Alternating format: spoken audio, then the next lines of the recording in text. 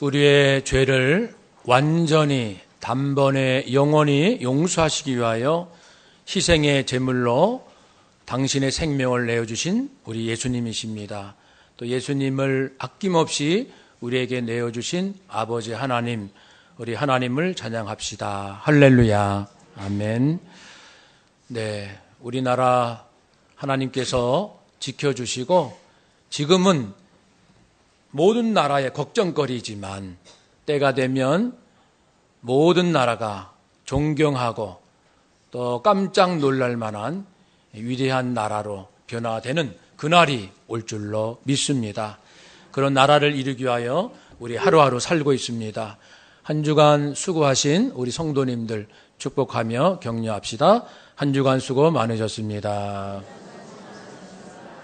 네.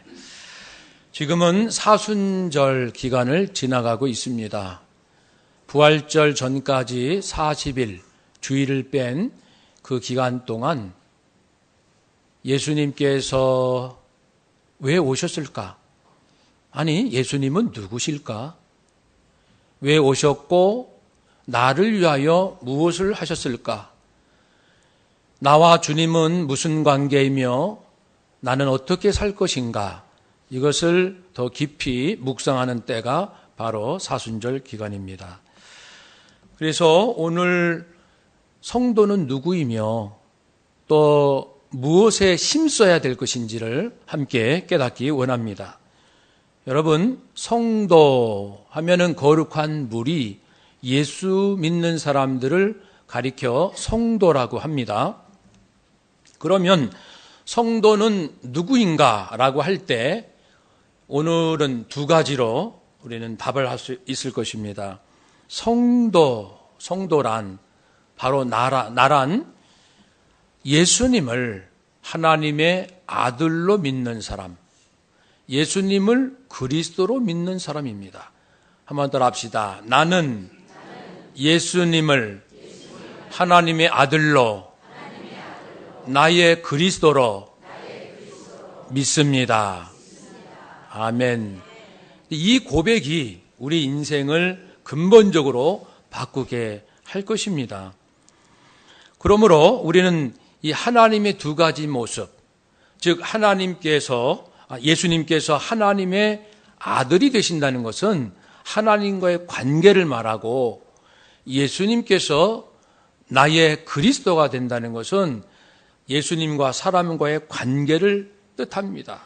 그래서 예수님과 하나님의 관계를 내가 분명히 알면 알수록 내 인생이 달라진다는 것, 예수님과 사람과의 관계를 분명히 믿고 인지하고 확인하면 할수록 내 심령과 삶이 달라진다는 것, 그것이 하나님의 말씀입니다. 먼저 우리는 예수님께서 하나님의 아들 되신다는 부분을 살피고자 합니다. 아들이라는 말에는 두 가지 의미가 담겨 있습니다. 친하다, 친밀하다, 사랑한다, 신뢰한다라는 뜻입니다.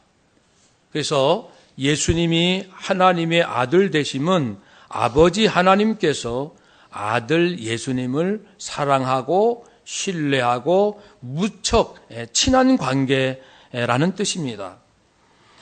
아들은 사실 아버지와 가장 가까운 관계이지요. 이 땅에서도 누가복음 15장에 나타난 그 탕자의 비유, 한 아버지에게 두 아들이 있었는데 둘째 아들이 아버지에게 유산을 미리 달라고 하여 먼 나라에 가가지고 허랑방탕합니다.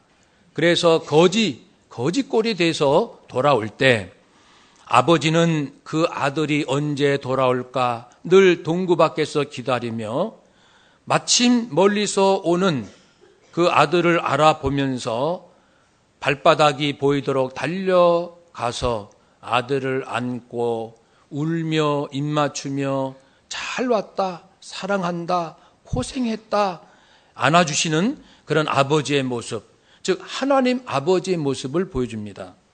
인간 안에서도 그 아버지의 아름다운 모습을 우리는 볼 수 있습니다.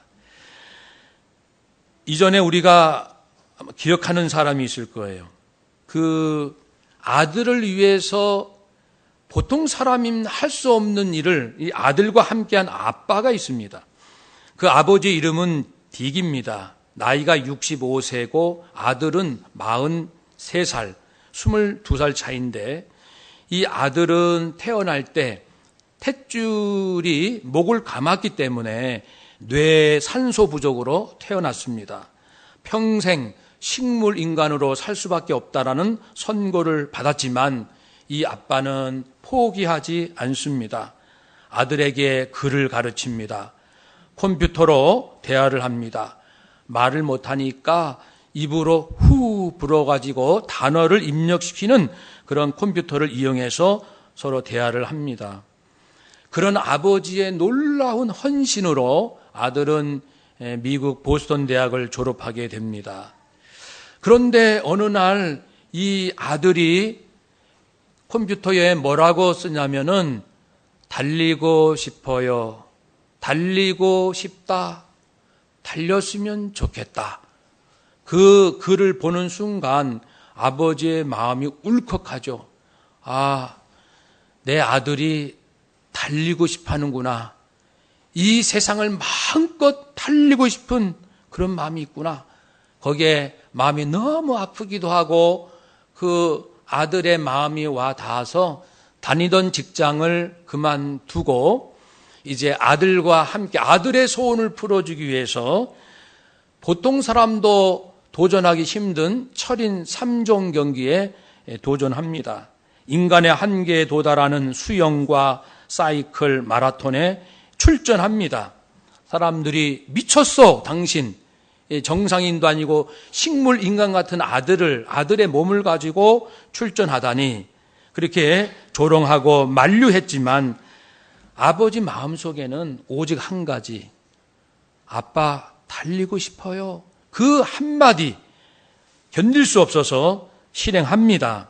그래서 누워있는 아들을 고무보트에 태우고 고무보트를 자기 허리에 동요매고 수영을 합니다. 3.8km를 달리고 그것을 마친 다음에 그 아들을 다시 자전거 앞에 태우고 사이클로 180km를 달립니다.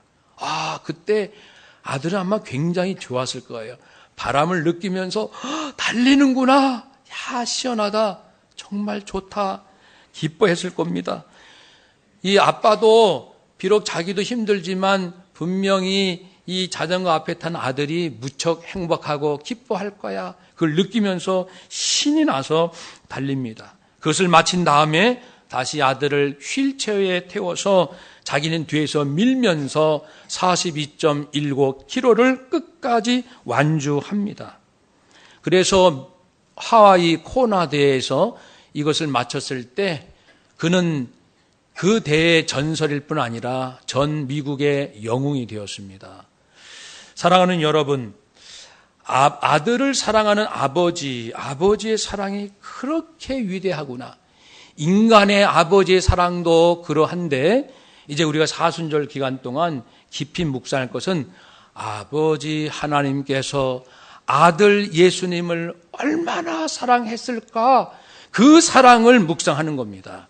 그 사랑을 알고 그 사랑을 믿고 그 사랑을 깨달을 때 나도 모르게 내가 변화된다는 것입니다. 그러므로 이제 예수님께서 하나님과 아버지와 그렇게 친한 것을 아버지는 나와 하나입니다. 내가 아버지 안에 있고 아버지는 내 안에 계십니다. 아버지는 나를 너무 좋아하시고 나를 믿어주시기 때문에 내가 무슨 기도를 할지라도 항상 나의 기도를 들어주시는 분입니다.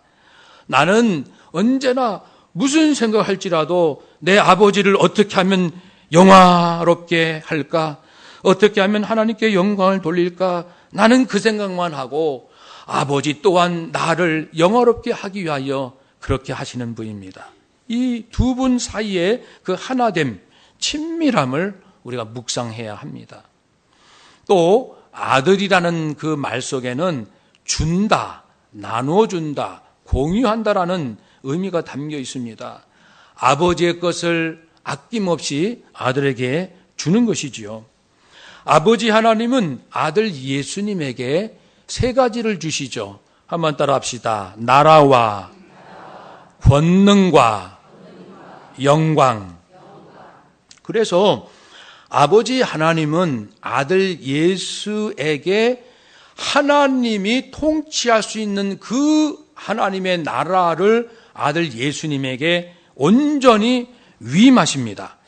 누가복음 22장 29절에 내 아버지께서 나라를 내게 맡기신 것 같이 나도 너에게 맡긴다. 아버지께서 아버지의 나라를 내게 맡기셨다. 믿고 맡기신다. 기쁨으로 맡기신다. 온전히 맡기신다.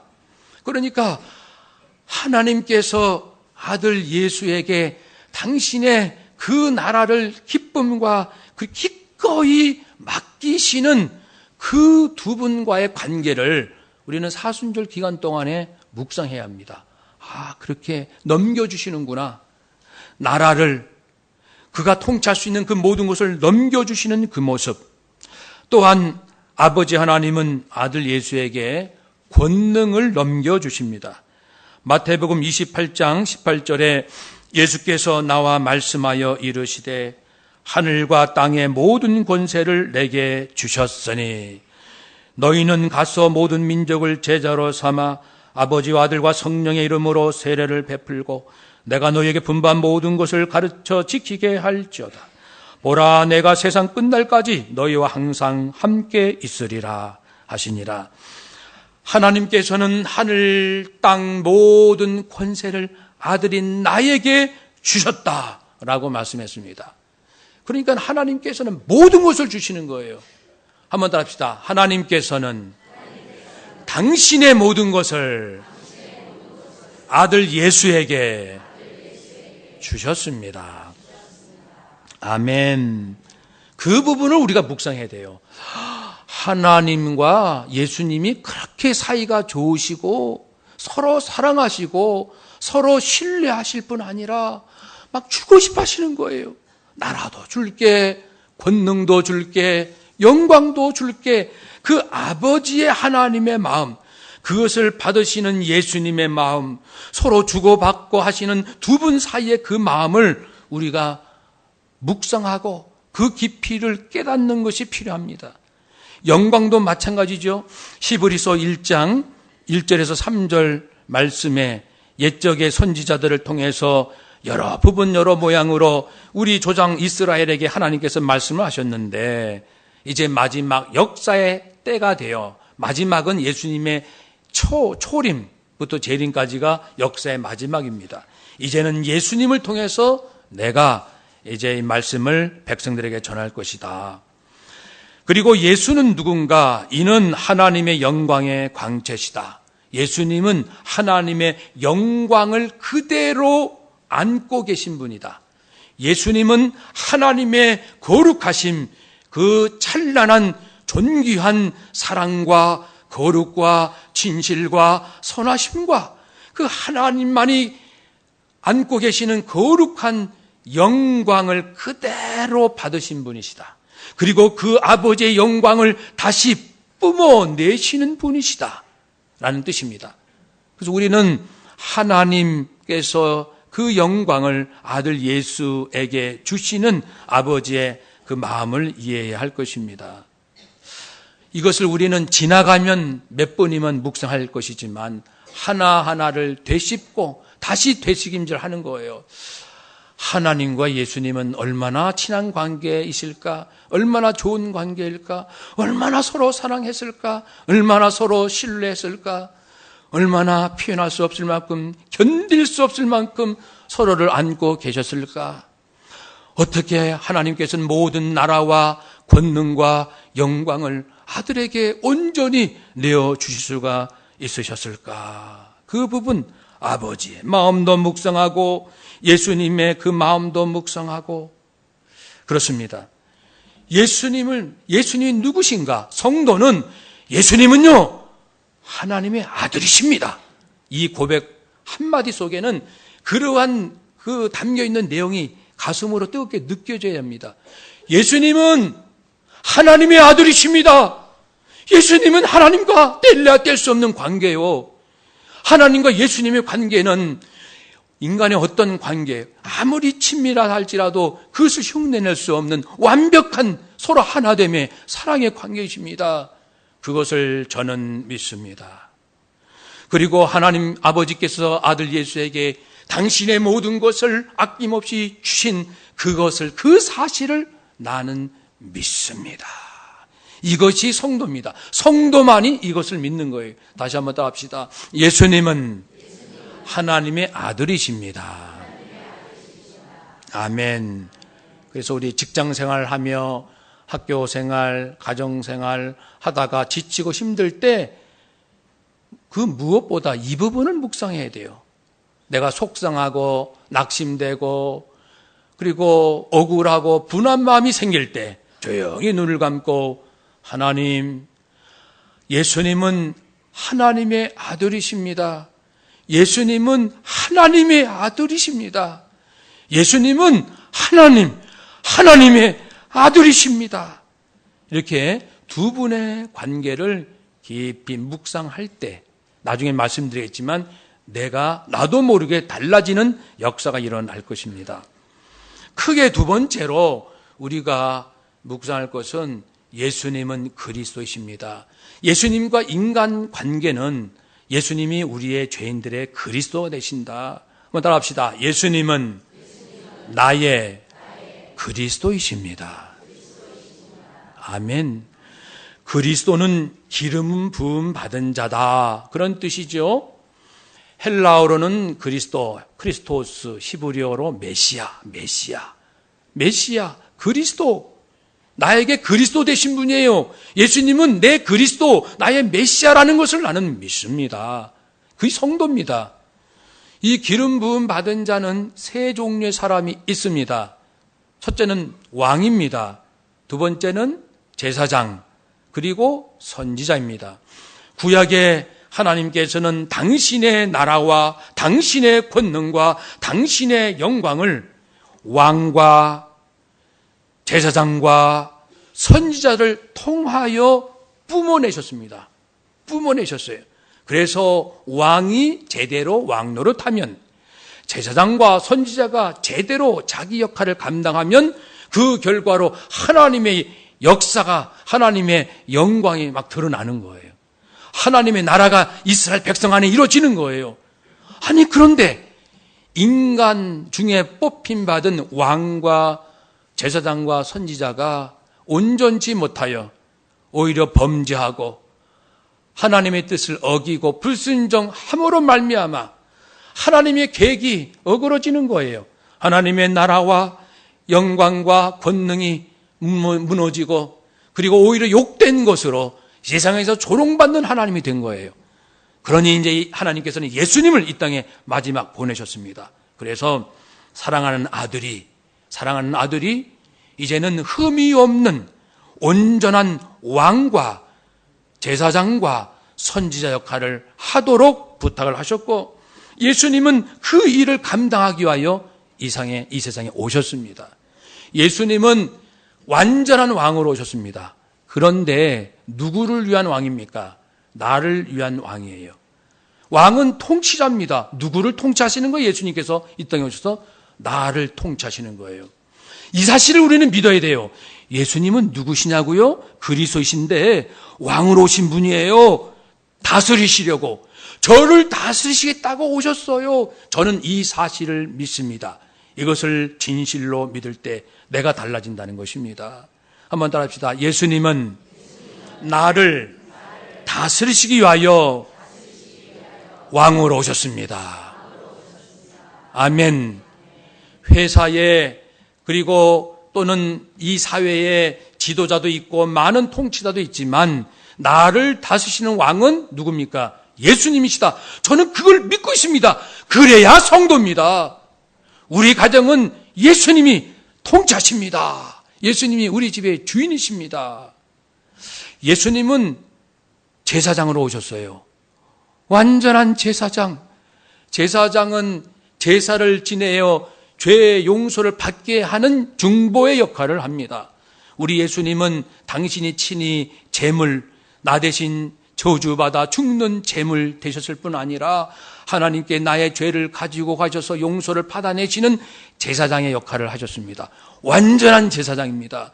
그래서 예수님을 통해서 받는 용서는 완전한 용서입니다. 예수님이 왜 오셨냐고요? 대제사장으로 오셨습니다. 누구를 위하여? 나를 위하여. 한번 따라합시다. 예수님은 나를 위하여 완전한 제사장으로 오셨습니다. 아멘.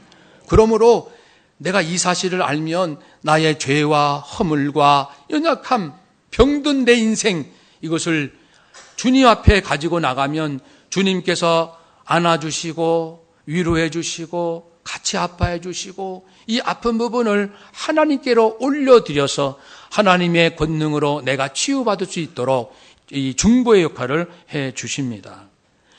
예수님은 이 땅에 왜 오셨습니까?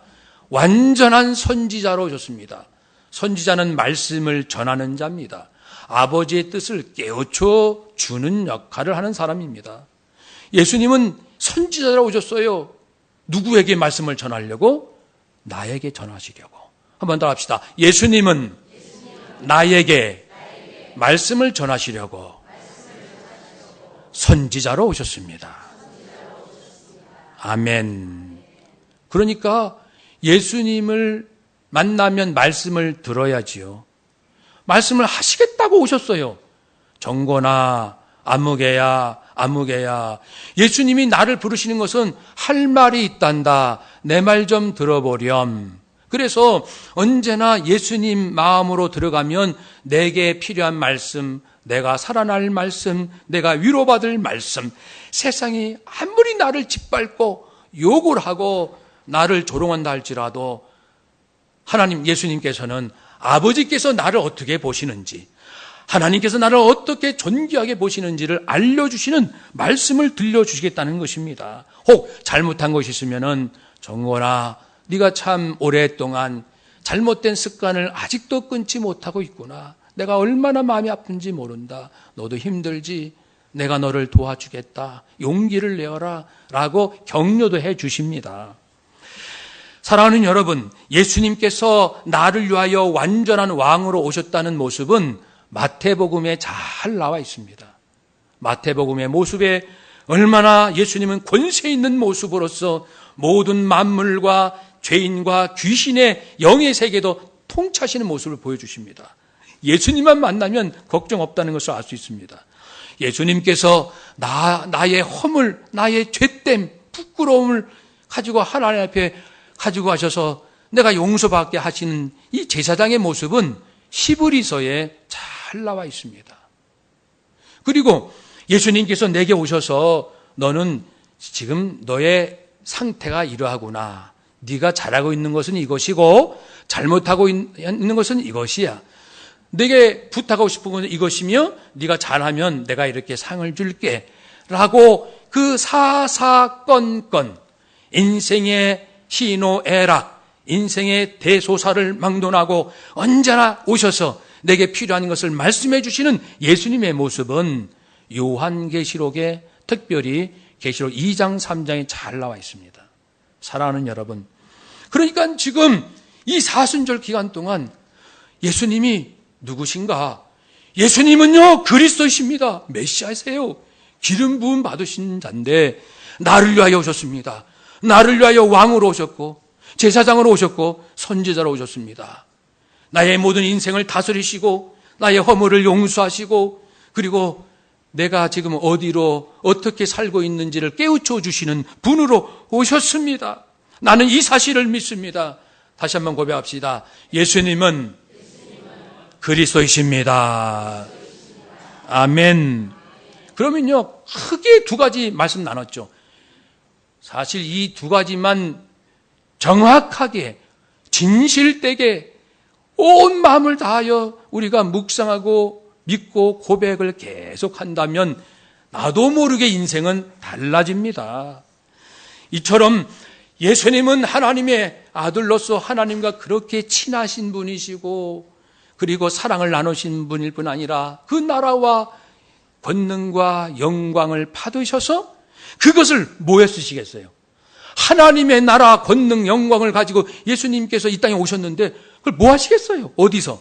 바로 죄인된 한 사람 한 사람 우리들에게 오셔서 왕으로 하실 때도 이 세 가지를 주시고, 제사장으로 내게 역사하실 때도 나라 권능 영광을 주시고, 선지자로 말씀하실 때도 듣고 순종하는 자에게는 아버지의 나라와 권능과 영광을 맛볼 수 있도록 하시겠다.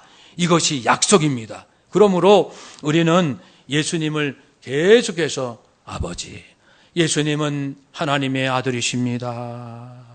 예수님은 하나님의 아들이십니다. 그렇게 친하시고 나라를 받으시고 권능을 받으시고 영광을 받으시는 그것을 마음으로 느끼면서 묵상하는 거예요. 하나님, 예수님은 하나님의 아들이십니다. 저는요, 하나님, 저 좀 잘 좀 보세요. 저는요, 예수님이 하나님의 아들이심을 제가 믿습니다. 예수님은 하나님의 나라와 권능과 영광을 온전히 받으신 분인 것을 믿습니다. 예수님은 하나님의 아들이십니다. 예수님은 하나님의 아들이십니다. 예수님은 하나님의 아들이십니다.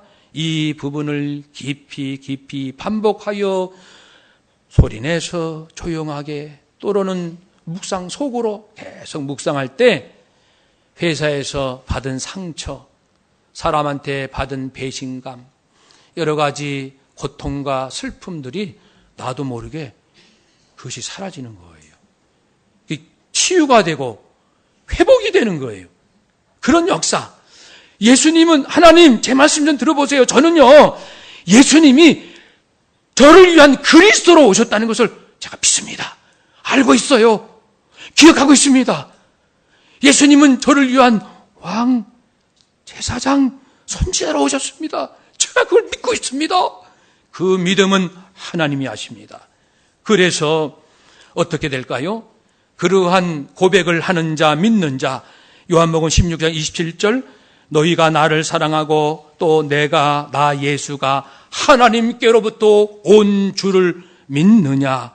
믿는다면 아버지께서 친히 너희를 사랑하시느니라. 그러니까 인생이 왜 외로운가요? 이 고백이 시원찮아서 그래요. 아무리 가족이 나한테, 친구가, 직장 동료가, 이웃이 나한테 아무리 잘해준다 할지라도 사람과의 관계에서는 채워지지 않는, 채워질 수 없는 허전함과 섭섭함이 있는 거예요. 그런데 이 예수님을 이렇게 고백하면 날마다 내 마음으로 모시면은 하나님의 사랑이 임한다고 했습니다. 하나님의 사랑을 받아야 사람을 사랑할 수 있게 되는 거죠. 하나님의 사랑 없이 사람의 사랑을 간구하고 그것을 구하면은 나도 상처받고 상대방도 상처받고, 그래서 예수님이 어떤 분이신지를 정확히 알고 믿음으로 고백하는 자, 첫 번째는 하나님의 사랑을 받고, 두 번째는 오늘 1절 말씀처럼 하나님을 사랑하게 되고, 예수께서 그리스도이심을 믿는 자마다 하나님께로부터 난 자니 또한 낳으신 이, 우리를 구원하시는 하나님을 사랑하는 자, 예수께서 그리스도이심을 믿는 자는 하나님을 사랑하는 자가 된다고 했고, 세 번째로 그에게서, 하나님에게서 난 자 성도들을 사랑한다고 했습니다. 성도를 사랑할 수 있다고 했습니다. 사랑할 수 있다고 말씀하는 거예요. 그러니까 내가 예수님이 누구신지에 대한 신앙 고백이 분명하면 내가 하나님을 사랑할 수 있게 되고, 하나님의 사랑을 받고, 나도 하나님을 사랑하고, 또 하나님이 사랑하시는 형제, 믿음의 성도들을 사랑할 수 있다고 했습니다. 이것은 무거운 계명이 아니라고 4절에 말씀했습니다. 3절에 이것은 무거운 계명이 아니다. 사람을 사랑하는 것이 왜 이렇게 힘드니? 왜 이렇게 못한다고 그러니? 무거운 것이 아니다. 그래서 우리가 형제를 사랑할 수 없다면은 내가 예수님에 대한 신앙 고백을 어떻게 하고 있는지 처음으로 돌아가야 돼요. 내가 엄마를, 아빠를, 부모를 사랑하지 못하고 남편을, 아내로 사랑하지 못하는 마음이 있다면 다시 처음으로 돌아가야 돼요. 어디로요? 예수님에 대한 신앙 고백을 다시 회복해야 됩니다. 한번 더 합시다. 예수님은 하나님의 아들, 예수님은 나의 그리스도. 아멘. 이 고백에서 풀어지는 겁니다. 이 고백이 시원찮으면 인간관계가 아무리 누가 잘해준다 할지라도 100번 잘해주고 한 번 잘못해도 잘못해준 거 한 번에 상처를 받아서 그것 때문에 평생 힘들게 사는 거예요. 그러나 나에게 9가지 잘못하고 사람이 한 가지만 잘해줘도 왜 이렇게 그 사람이 고맙고 내가 사랑해야 할 것인지 알면서 사랑할 수 있는 사람이 됩니다. 사랑하는 여러분, 예수님을 믿는다는 것, 이건 보통 사건이 아닙니다. 우리 신방 때 어느 집사님이 간증을 짧게 하셨어요. 자기 집은 전부 우상을 섬기는 집이에요. 무당, 굿하고 점 치는 집인데 어느 날 점을 이렇게 치는데 어느 날 점쟁이가 그러는 거예요. 당신 집에 예수 믿는 사람이 있는데 예수 믿는 사람이 있어. 그러니까 점이 안 돼. 왜 왔어? 그러더래요. 그런 얘기 우리 많이 듣죠. 그런 고백 많이 듣습니다. 그 점은 귀신의 힘을 받아서 치는 거기 때문에 예수 믿는 사람 집에서는 점이 안 쳐지는 거예요. 귀신의 역사가 이루어지지 않는 거예요. 그건 우리는 없어요. 예수 믿는 사람이 없어요. 거짓말 마. 너희 집에 예수 믿는 사람 있단 말이야. 그 점이 안 되는 거야. 돌아가. 그래가지고 그 이제 집사님이 와가지고 애들 불러놔서 누가 교회 다니니? 그러니까 교회 다니는 애가 있었어요. 근데 엄마한테 엄마가 워낙 혼을 내니까 숨기고 다녔는데 그 아이가 초등학교 2학년입니다.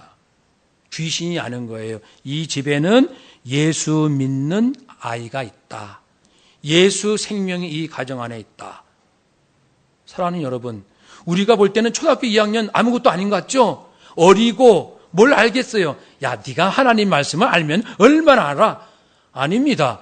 그 한 영혼이 예수님을 믿는 건 진실로 믿을 수 있어요. 유치부 아이들도 마찬가지입니다. 그 아이가 믿게 되면 거기에는 예수 생명이 임하기 때문에 귀신의 점이 임하지 못하는 거예요. 사랑하는 여러분, 그러니까 내가 예수님을 믿는다는 이것이 귀신의 세력으로부터 내가 보호받는 얼마나 놀라운 일입니까? 그래서 세상을 이긴다고 했습니다. 5절, 우리 4절, 5절 함께 읽읍시다. 무릇 하나님께로부터 난 자마다 세상을 이기느니라. 세상을 이기는 승리는 이것이니 우리의 믿음이니라. 예수께서 하나님의 아들이심을 믿는 자가 아니면 세상을 이기는 자가 누구냐? 아멘.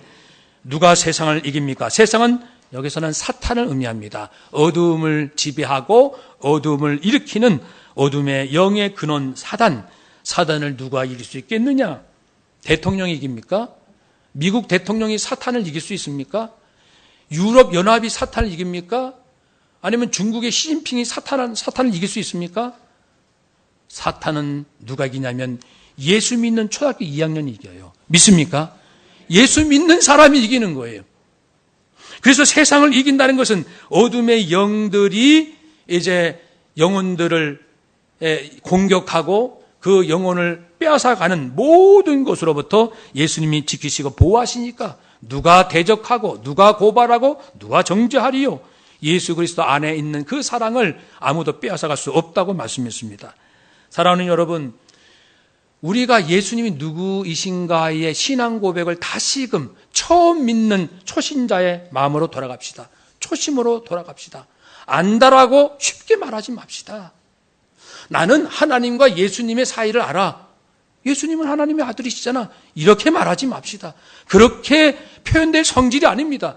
어떻게 아버지와 아들이 하나일까? 그 깊이를 내가 묵상하면 묵상할수록 하나님의 나라와 권능과 영광이 예수님께 온전히 임했다는 것을 알면 알수록 예수님께서 나를 위하여 왕과 제사장과 선지자로 오셨다는 이 사실을 깊이 믿으면 믿을수록 나는 사랑 더욱 받을 것이고 하나님을 사랑하는 자가 될 것이고 성도를 사랑하는 자가 될 것이고 세상을 이기는 자가 된다고 말씀했습니다.